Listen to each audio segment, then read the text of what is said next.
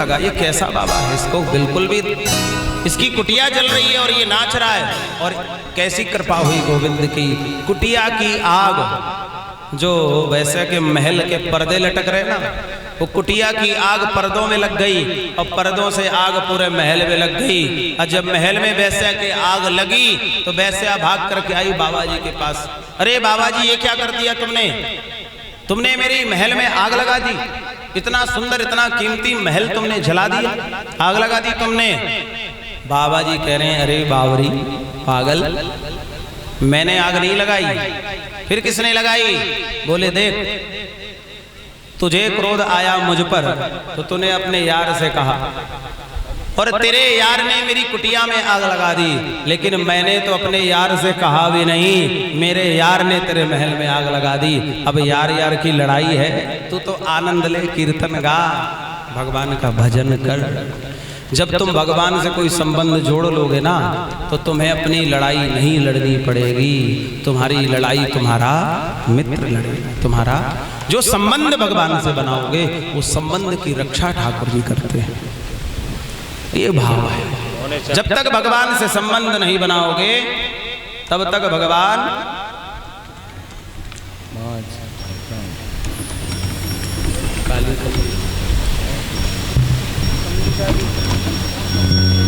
भगवान को अपना मित्र मान लो, अपना भाई मान लो, अपना सखा मान लो, अपना पति मान लो, पिता मान लो, कुछ भी एक संबंध बना लो।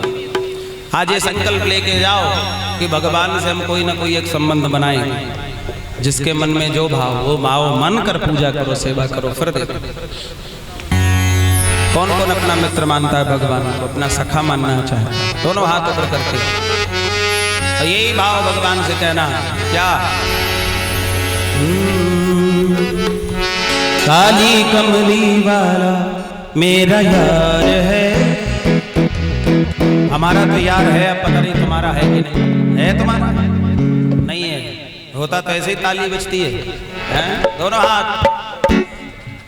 काली कमली वाला मेरा यार है, काली कमली वाला मेरा यार है, मेरे मन का मोहन तो दिलदार है।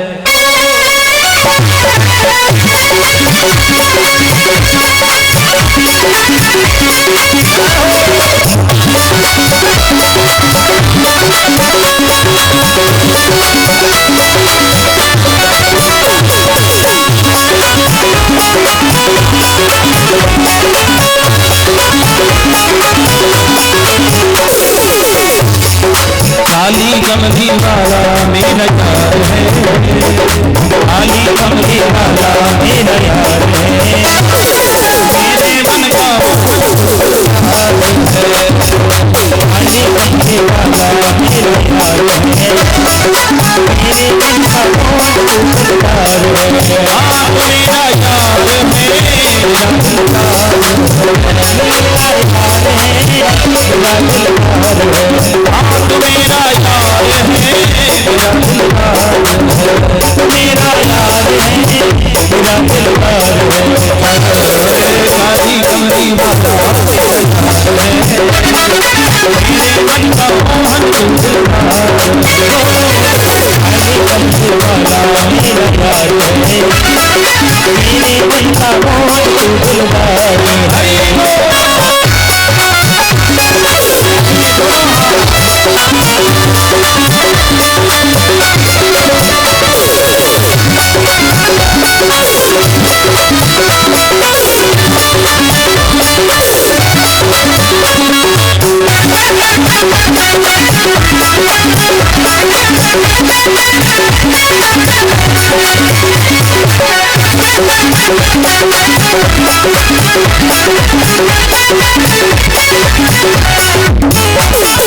मनमोहन में तेरा दीवाना, नाम बस वही कराना, मनमोहन में तेरा दीवाना, नाम बस वही कराना,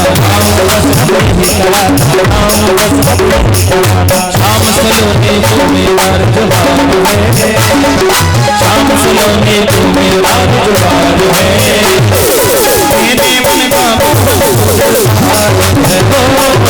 काले कमले वाला मेरा यार है, मेरे मन का कौन तू दिलदार है, मेरा यार है, मेरा दिलदार है, मेरा यार है, मेरा दिलदार है, मेरा यार है, मेरा दिलदार है, मेरा यार है, मेरा दिलदार है। काली कमली वाला मेरे मन का मोहन दिलदार है, काले कमले वाला मेरा यार है, मेरे मन का मोहन दिलदार है।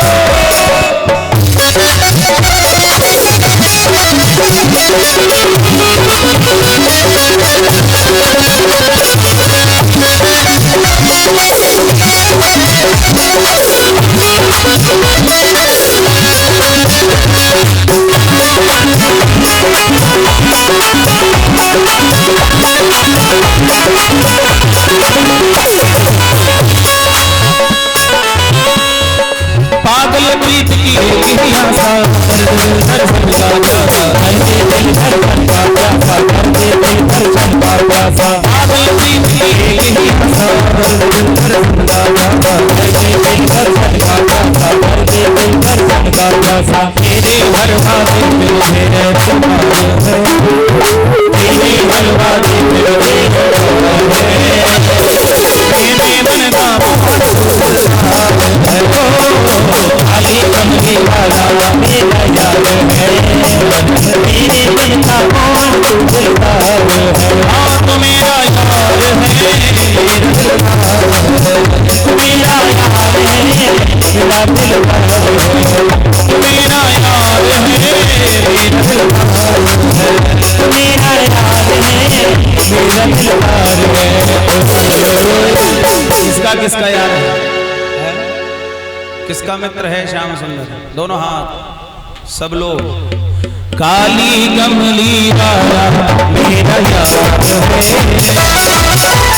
काली कमली वाला मेरा यार है, मेरे मन का मोहन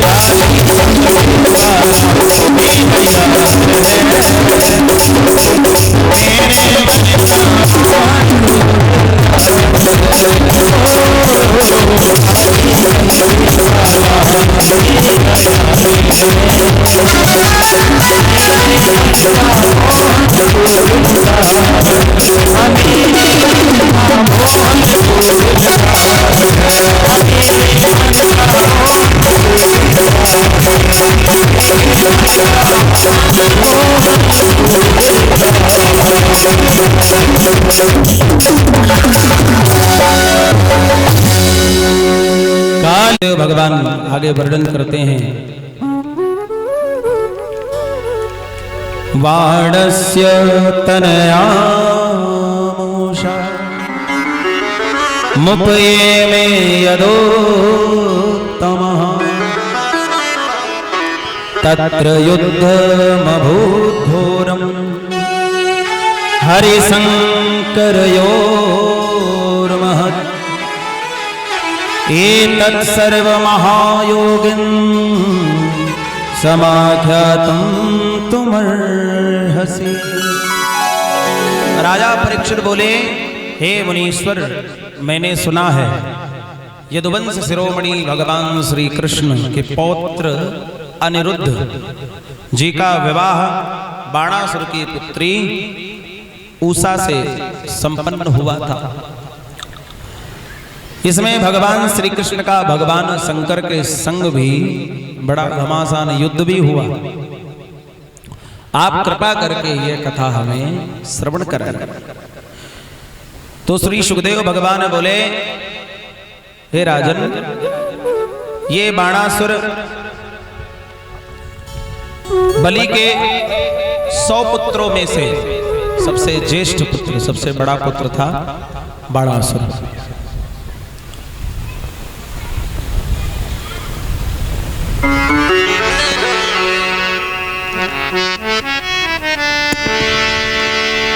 पांच मिनट का विश्राम दे दें क्या? क्यों यजमान जी? यजमान जी सो गए क्या? कौन सी बतिया है? हमने कहा 10 मिनट का विश्राम है आप लोगों के लिए, वार्तालाप करने के लिए। 10 मिनट आप लोग बात कर लो, हम सुन लें आप लोगों की। 7 दिन से तो हम सुना रहे हैं, थोड़ी देर हम सुन लेते हैं आप लोगों की, ठीक है? 10 मिनट का विश्राम है, आप लोग बातें कर लो। जब फ्री हो जाओ तो हमको बता देना, ठीक है?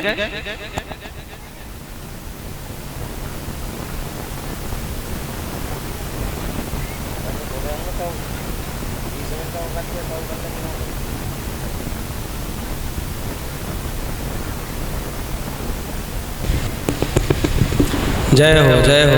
हो गई बात? अभी चल रही है? अच्छा, 10 मिनट हुए नहीं। बोलो बांके बिहारी लाल की। बोले महाराज, कितना भी तुम समझा लाओ, हम करेंगे अपने मन की। हम नहीं सुधरने वाले, हमने तो संकल्प लिया कि हम नहीं सुधरेंगे। किसकी कथा बोल रहे थे हम? है? अभी राजा परीक्षित ने क्या प्रश्न किया था भगवान से? है किसी को पता? क्यों यजमान जी? अभी क्या बोल रहे थे हम? हैं? जोर से बोलो। अनिरुद्ध? चलो ठीक है, कान में बात तो पहुंची।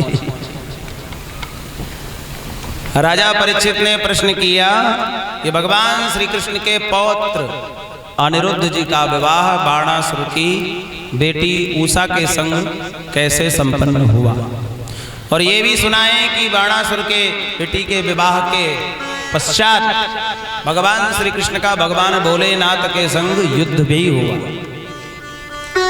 तो ये कथा कैसे है, हमें सुनाओ। तो सुखदेव भगवान बोले, राजन, बाणासुर राजा बलि के 100 पुत्रों में सबसे ज्येष्ठ पुत्र था। बलि तो भगवान वामन का भक्त था, लेकिन ये बाणासुर भगवान शंकर का भक्त था। ये बाणासुर शोणितपुर का राजा हुआ। इसके 1000 भुजाएं थी। एक दिन भगवान शंकर के सामने तांडव नृत्य पर उस बाणासुर ने अपने 1000 हाथों से भांति भांति के बाजे बजा करके भगवान भोलेनाथ को प्रसन्न किया। भगवान भोलेनाथ तांडव नृत्य कर रहे हैं और ये बाणासुर अपने 1000 हाथों से अनेक वाद्य यंत्र बजा करके भगवान को प्रसन्न किया, और भगवान बड़े प्रसन्न हुए। शंकर जी बोले, मैं तुम्हारी इस भक्ति से प्रसन्न हूं, वर मांग। उसने कहा, जैसे बलि के पहरेदार भगवान नारायण भगवान विष्णु हैं, वैसे ही आप मेरे महल के पहरेदार बन जाओ, मेरे महल के पहरेदार बन जाओ। शंकर जी बोले ठीक है। बाणासुर बड़ा बलवान था, शंकर जी का भक्त था, इसलिए भगवान ने वह स्वीकार किया। राजा परीक्षित, इस बाणासुर के यहाँ एक लड़की थी जिसका नाम था ऊषा। ऊषा ने एक दिन स्वप्न में किसी सुंदर पुरुष को देखा और उस पुरुष को देख करके उसको ही अपना हृदय दे बैठी। मन ही मन उस पुरुष को चाहने लगी। जब उसकी निद्रा टूटी, उसने अपनी सखी थी जिसका नाम था चित्रलेखा, उसको अपनी वेदना सुनाई कि स्वप्न में मैंने एक पुरुष देखा है, बहुत सुंदर है, मैं उसको वर्ण करना चाहती हूँ। चित्रलेखा के अंदर यह कला थी कि कोई व्यक्ति जिस मनुष्य का चिंतन करे मन में, उसका चित्र बना देता।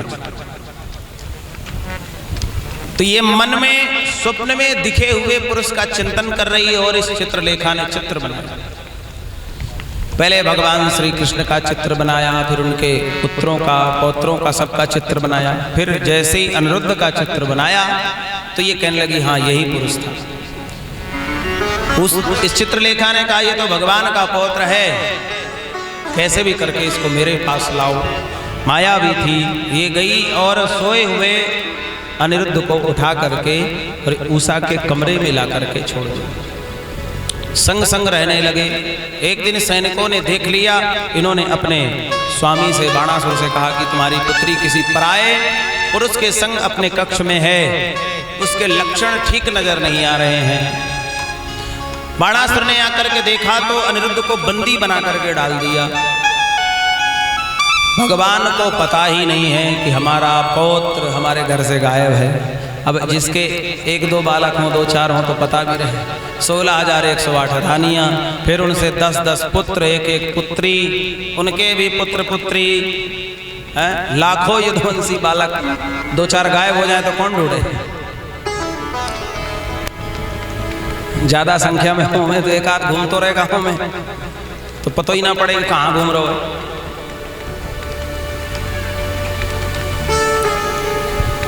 नारद जी ने आकर के भगवान से कहा कि प्रभु आपका पौत्र बाणासुर की कैद में है, आप जाकर के उसकी रक्षा करो। तब भगवान चित्रंगी सेना सजा करके बाणासुर के महलों में पहुंचे तो वहां भगवान भोलेनाथ पहरा दे रहे हैं। जब तक भोलेनाथ से युद्ध नहीं करेंगे भगवान, तब तक कैसे इस बाणासुर को परास्त करें। तो महाराज वहां ज्वर प्रकट किया भगवान।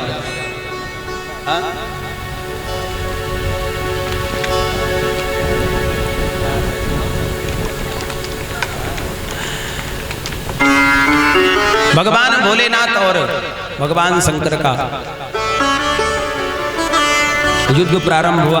भगवान भोलेनाथ की ही प्रेरणा से इशारा किया भगवान ने, आप ऐसा कोई ज्वर प्रकट करो जिससे हमें मूर्छा प्रकट हो जाए और तब तक तुम इस बाणासुर का अहंकार समाप्त कर दो। तो भगवान भोलेनाथ की प्रेरणा से वह क्रिया हुई और भगवान श्री कृष्ण ने बाणासुर से युद्ध प्रारंभ हुआ और उसकी जो सहस्त्र भुजाएं थी काटते काटते उसकी केवल 2 भुजाएं बची।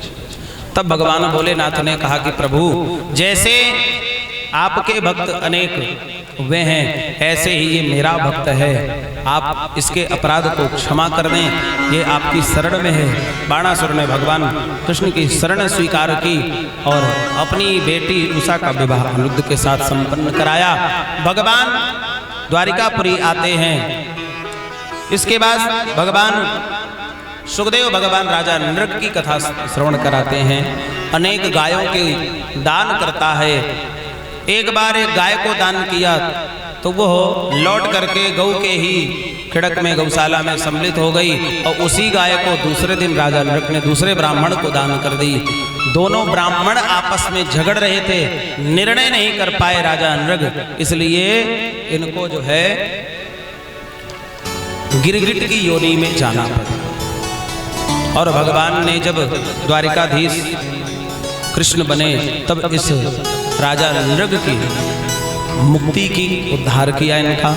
इसके बाद 5 पांडवों ने राजा युधिष्ठिर ने राजसूय यज्ञ करने का प्रण किया, तो भगवान श्री कृष्ण वहां पधारे। यज्ञ प्रारंभ होने वाला था, भगवान श्री कृष्ण ने कहा सभी राजाओं को अपने वश में कर लिया है। युधिष्ठिर बोले सभी राजा तो मान गए हैं, जरासंध नहीं मानता है। तो भगवान श्री कृष्ण अर्जुन को लेकर के और भीम को लेकर के जरासंध के पास गए हैं, ब्राह्मण का भेष बना करके जरासंध के पास गए। ये जरासंध के पिता का नाम था बृहद्रथ और इनके 2 पत्नियां थीं, कोई संतान नहीं हुई। इन्होंने यज्ञ किया, ऋषि से प्रार्थना की, ऋषि ने एक फल दिया कि पुत्र हो जाएगा। राजा दोनों रानियों से प्रेम करता था, तो फल को काट कर के बीच से दोनों रानियों को अलग अलग आधा आधा हिस्सा खिलाया, जिससे आधे आधे रूप में एक ही बालक 2 भागों में दोनों माताओं के गर्भ से जन्मा, आधा इस माँ के गर्भ से, आधा इस माँ के गर्भ से। राजा ने मृत समझकर उसको फेंक दिया। तब एक जरा नाम की राक्षसी ने अपनी विद्या से, मायावी विद्या से उन दोनों बालकों को जोड़ दिया।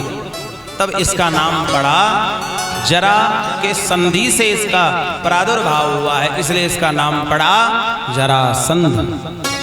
ये बड़ा बलशाली राजा था, अनेक तपस्या करके वरदान प्राप्त किए थे, अनेक राजाओं को उसने बंदी बना लिया था। इसने अपनी दोनों पुत्री का विवाह कंस के संग किया था। राजाओं की विनती को सुनकर भगवान श्री कृष्ण ब्राह्मण का वेश बना करके गए हैं। ब्राह्मणों को दान करता था। जब इसने ब्राह्मणों को अनुष्ठान में बैठाकर भगवान श्री कृष्ण को हरा दिया था, तब से ब्राह्मणों को खूब दान करता था। जिसके यहाँ यज्ञ चालू था, प्रारंभ था, वहां भगवान गए ब्राह्मण का वेश बना करके और भिक्षुक की लाइन में खड़े हो गए। जब नंबर आया तो जरासंध ने पूछा क्या चाहिए आपको? तब भगवान कहते हैं युद्धम नो देहि राजेंद्र, युद्धम नो देहि राजेंद्र, हमको युद्ध चाहिए। जरासंध कहता ब्राह्मण युद्ध नहीं चाहता, तुम ब्राह्मण नहीं हो सकते, अपने वास्तविक स्वरूप में आओ। तब ये तीनों अपने वास्तविक स्वरूप में आए। कौन लड़ना चाहता मुझसे? तो भगवान ने कहा हम तीनों तुझे हराने में सामर्थ्य रखते हैं, तुम्हें किससे लड़ना ये बताओ। जरासंध कह रहा है अगर कन्हैया से लड़ा मैं, 17 बार इसने मुझे पहले हराया, 18वीं बार जैसे तैसे ब्राह्मणों की कृपा से मैंने इसको हराया, अब इससे युद्ध किया तो फिर हार गया तो सबरे किए किराए में पानी फिर जाएगा। इसलिए कहता सुनो, जिसको हम एक बार हरा देते उससे लड़ते नहीं हैं, तुम मेरे लायक नहीं हो। भगवान कहते वो तो हमें पता है तुम हमारे लायक हो कि नहीं। और ये अर्जुन ना भवेत योद्धा, अर्जुन कोई योद्धा नहीं, ये तो धनुष बाण चलाने वाला है। भीम, हाँ भीम ठीक, भीम के संग युद्ध होगा। अब गदा युद्ध प्रारंभ हो गया। अब भीम तो जरासंध के आगे बहुत फीके पड़ रहे थे। जरासंध की कुटाई से भीम की स्थिति खराब हो गई। भगवान के पास शाम को जब युद्ध समाप्त होता, भगवान के पास भीम आया, बोले महाराज कहाँ फंसा दिया तुमने? बोले कहाँ फंसा दिया कि अब युद्ध करो। तब तो बड़े फूल रहे थे कि दोनों को मना कर दिया, मैं योद्धा, मेरे संग जरासंध युद्ध करेगा। तो बड़े भीम बन रहे थे ना, अब लड़ो। कई दिन गुजर गए, निर्णय नहीं हो पा रहा था। रोज कुटे भीम, शाम को ठाकुर जी स्पर्श कर दें तो पीड़ा खत्म हो जाए। एक दिन भीम से भगवान ने कहा भीमसेन जी युद्ध करते समय हमारी तरफ थोड़ा देख लिया करो। भीम कह रहा वाह महाराज, इतना ध्यान से लड़ता हूं तब तो उसके गदा से बच नहीं पाता, और युद्ध करते तुम्हारी तरफ देखूंगा तो खोपड़ी फोड़ देगा मेरी, मार ही देगा। भगवान कह रहे हैं ऐसा नहीं, देखना एक बार। भगवान ये इशारा कह रहे हैं, बड़ा सुंदर संदेश है कि संसार में बड़े तुम लगे रहो, लड़ते रहो, पर एक बार मेरी तरफ दृष्टि कर लिया करो, मेरी तरफ भी देख लिया करो, तो संसार में कम उलझोगे। तो भीम युद्ध करते करते भगवान की तरफ दृष्टि जाती है। एक तिनका उठाकर भगवान उसको 2 भाग कर देते हैं। भीम समझ जाता है और जरासंध को पकड़ करके और बीच से अलग कर 2 भाग कर देता है। लेकिन उछलने लगता है, भीम अरे मैंने जरासंध मार दिया, जरासंध मार दिया। इतने में वो दोनों भाग फिर से जुड़ गए और फिर से खड़ा हो गया गदा लेकर। भीम करे राम ये कैसा आफत है, ये मर ही नहीं रहा, ये तो बीच से फाड़ दिया तब भी नहीं मर रहा। फिर युद्ध हुआ, फिर सायंकाल भगवान बोले भीम देखते तो हो लेकिन ध्यान से नहीं देखते, जल्दबाजी करते हो। दूसरे दिन फिर युद्ध प्रारंभ हुआ और भगवान ने एक तिनका उठाया, दो भाग किए, इधर वाला भाग इधर, इधर वाला भाग विपरीत दिशा में फेंका। भीम समझ गए कि इनको विपरीत दिशा में फेंकेंगे तो ये दो भाग जुड़ेंगे नहीं। वैसे ही किया। भीम ने मौका पाकर जरासंध के दो टुकड़े किए और इधर वाला भाग इधर, इधर वाला भाग इधर किया, तब जाकर के उसका अंत हुआ। बोलो भक्त वत्सल भगवान की। ऐसे ही भैया जब कोई संत आता है, हम गृहस्थी में लगे हैं, जरासंध रूपी जीव गृहस्थी में लगा हुआ है। कोई संत आता है गृहस्थी से छुटा करके भगवान की तरफ लगाता है, 7 दिन के लिए भगवान की तरफ लग जाते हैं। जब संत चला जाता है, कथा विश्राम हो जाती है, तो जरासंध की तरह फिर गृहस्थ में जुड़ जाते हैं, फिर उन्हीं क्रियाओं में लग जाते हैं, फिर कथाएं सब भूल जाते हैं। तो भगवान ने अगर राजसूय यज्ञ प्रारंभ करवाया, वहां ये प्रश्न उठा प्रथम पूज्य का अधिकारी कौन है। तब सर्वसम्मति से भगवान श्री कृष्ण को प्रथम पूज्य अधिकारी बनाया। तो वहां बैठा शिशुपाल महाराज खड़ा हो गया, बोले ये ग्वाला, ये गौएं चराने वाला कब से प्रथम पूज्य हो गया, इसके पास है क्या। भला कोई गांव का ग्वाला चरवाहा कभी पूजा की योग्य हो सकता। देखो देखो ये सभा के लोगों की बुद्धि कैसी मारी गई है। इतने बड़े बूढ़े लोग बैठे हैं, उसमें सहदेव जैसे बच्चे की बात मानकर इस काले कलूटे ग्वाले को प्रथम पूज्य बना रहे हैं, जिसके कुल खानदान का ठिकाना नहीं, जिसके माता पिता का ठिकाना नहीं। शिशुपाल ने अनेक प्रकार की वार्तालाप कही। संपत्ति नतिक्रम्य गोपालः कुलपांसनः यथा काकपुरोडासं सपर्या कथमर्हसि। यज्ञ की भूल चूक बताने वाले बड़े बड़े तपस्वी विद्वान व्रतधारी परम ज्ञानी ऋषि महर्षि ब्रह्मनिष्ठ जहां उपस्थित हों, वहां इस ग्वाले को प्रथम पूज्य कैसे बनाया जा रहा है। अनेक प्रकार के दुर्वचन शिशुपाल ने वहां कहना प्रारंभ कर दिया। अर्जुन खड़े हो गए, भगवान ने इशारा किया इसका समय नजदीक आ गया है। दीपक जब बुझने वाला होता है तो बहुत जोर से फड़फड़ाता है। भगवान बोले अब इसके बुझने का समय आ गया, इसको फड़फड़ा लेने दो। 100 गाली तक इसके लिए माफ है। महाराज ये जब पैदा हुआ था, इसके 4 हाथ थे शिशुपाल का, और ये वरदान इसे मिला था कि जिसके स्पर्श से दोनों हाथ, इसके 2 हाथ गायब हो जाएंगे या गिर जाएंगे, उसके द्वारा ही इसकी मृत्यु हुई। और ये सगा संबंधी था भगवान का, बुआ का लड़का था। तो महाराज भगवान के गोद में जब बुआ जी ने दिया तो इसके 2 हाथ गायब हो गए। अब इनकी माता जी ने कहा कन्हैया वरदान दे, मुझे एक आशीर्वाद दे कि तू इसको मारेगा नहीं। कन्हैया ने कहा वैसे तो हम इसको क्यों मारेंगे, चलो तुम कहती तो 100 गालियां माफ कर देते हैं। 100 गाली तक इसको हम वध नहीं करेंगे, लेकिन 100 के ऊपर इसको छोड़ेंगे नहीं। तो आज भगवान ने कहा इसका समय नजदीक आ गया है, गाली दे लेने दो। जब 100 अपराध इसके पूरे हो गए, तब भगवान ने सुदर्शन का ध्यान करके इसके सिर को धड़ से अलग कर दिया। बोलो भक्त वत्सल भगवान की। उसी सभा में अनेक भक्त बैठे थे, सबने देखा कि शिशुपाल की दिव्य ज्योति, प्राण ज्योति भगवान के श्री चरणों में विलीन हो गई। ये कोई और नहीं, ये जय विजय में से ही एक है। दंतवक्र और शिशुपाल बने थे द्वापर में, ये वही जय विजय हिरणाक्ष हिरण्यकश्यपु, और त्रेता में रावण कुंभकर्ण, और द्वापर में दंतवक्र और शिशुपाल बने थे। तो तो भगवान ने इनका उद्धार किया। भगवान की उंगली में चोट लगी, तब श्री द्रौपदी जी ने अपने साड़ी के पल्लू को फाड़ करके भगवान श्री कृष्ण की उंगली पर लगाया था। मैंने एक दिन यह वृत्तांत आप लोगों को सुनाया है कि द्रौपदी से कह रहे हैं कि भगवान की तुमने ये कीमती साड़ी क्यों फाड़ी? तो द्रौपदी कहती, प्रभु यदि काम आवे घनश्याम आपके, काढ़ दूं नसों को, ये तो रेशम के धागे हैं। धागे ये धागे भी सामान्य, इन्हें कौन माने, ना दुल्हा के जोड़े ना दुल्हन के बागे हैं। मैंने कहाँ फाड़ा चीर स्वयं रक्त, देख पीर धागे हुए अधीर, स्वयं चीर छोड़ भागे। वे धागे ही अभागे जो बढ़े नहीं आगे, और भाग्य उन्हीं के जागे जो तुम्हारी उंगली पर लागे। ठाकुर जी आपके श्री अंग का स्पर्श हो गया, ये निर्जीव धागे भी धन्य हो गए, ये भी धन्य हो गए। द्रौपदी के ऊपर, द्रौपदी ने भगवान के ऊपर कर्ज चढ़ा दिया। और इस यज्ञ में भगवान ने सेवा क्या ली? पत्तल उठाने की सेवा ठाकुर जी लेते कि संत वृंद सब आएंगे और उनके जूठन को उठाने को, पत्तल उठाने की सेवा भगवान ने ली।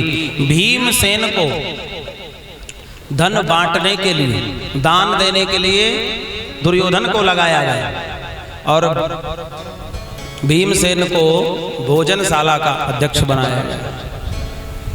देखो भगवान श्री कृष्ण कितने चतुर हैं। दान देने का भार किसको सौंपा? दुर्योधन को। क्यों? दुर्योधन के अंदर ईर्षा है, इन पांडवों का जितना धन ज्यादा लुटाऊंगा। भगवान जानते हैं तो जितना ज्यादा दान करेगा उतनी ज्यादा कृपा इन पर होगी। दान कभी भी कंजूसी से नहीं करना चाहिए, ये भगवान इस लीला को बता रहे हैं। और भीमसेन को भोजनशाला का अध्यक्ष बनाया। बोले जो जितना अच्छा खाना जानता है वही अच्छा खिलाना जानता है। जो अच्छा स्वयं नहीं खा सकता वो दूसरों को क्या खिलाएगा? स्वयं 2 रोटी जो खाते हैं ना, वो दूसरे को 2 रोटी के बाद पूछते हैं और लाएं क्या? हाँ, अब स्वयं नहीं खाते तो उनको लगता संसार ऐसे ही खाता है। तो भीमसेन अधिक खाने वाले हैं तो भगवान ने उनको अध्यक्ष बनाया, क्योंकि ये ज्यादा खाने वाले हैं तो भंडारे में जो लोग आएंगे उनको ज्यादा से ज्यादा खिलाएंगे। इसलिए भोजन का अध्यक्ष उसी को बनाना चाहिए जो परिपक्व हो भोजन करने में। कंजूस को बना दिया तो वो तो भैया हो गया, फिर तो भंडारा 2 पूड़ी के बाद वो देगा ही नहीं, तीसरी पूछेगा ही नहीं। भगवान ने यज्ञ संपन्न कराया।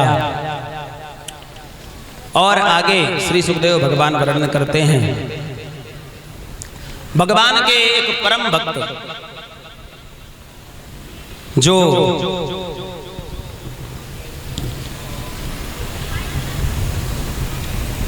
इस श्रीमद् भागवत की बहुत विशेष प्रसंग है, आप सभी ध्यान से श्रवण करेंगे। भगवान के परम भक्त हुए हैं श्री सुदामा जी महाराज। श्री राजा परीक्षित के प्रश्न करने पर श्री सुखदेव भगवान सुना रहे हैं। भगवान के अत्यंत प्रिय सखा सुदामा जी महाराज का चरित्र, सुदामा जी महाराज का चरित्र बड़ा आदर्श चरित्र है। भगवान श्री कृष्ण का भी चरित्र आदर्श है। सुदामा जी का चरित्र गरीबों के लिए आदर्श है। श्री सुखदेव भगवान लिखते हैं, कह रहे हैं,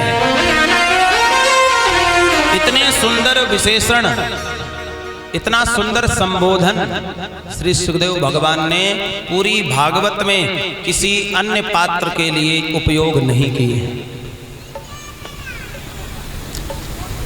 कितनी सुंदर बात कही है श्री सुखदेव भगवान।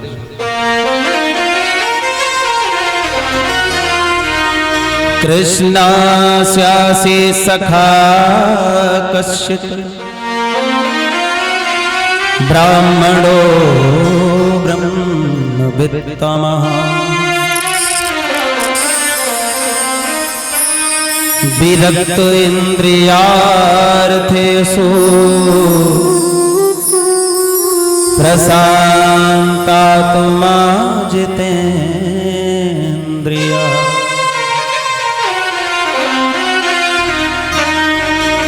हे परीक्षित, भगवान श्री कृष्ण के एक कोई परम मित्र थे। देखिए ध्यान देंगे शब्दों में, भगवान श्री कृष्ण का कोई एक सखा, कृष्णास्यासी सखा कश्चित, नाम नहीं लिया सुदामा जी का।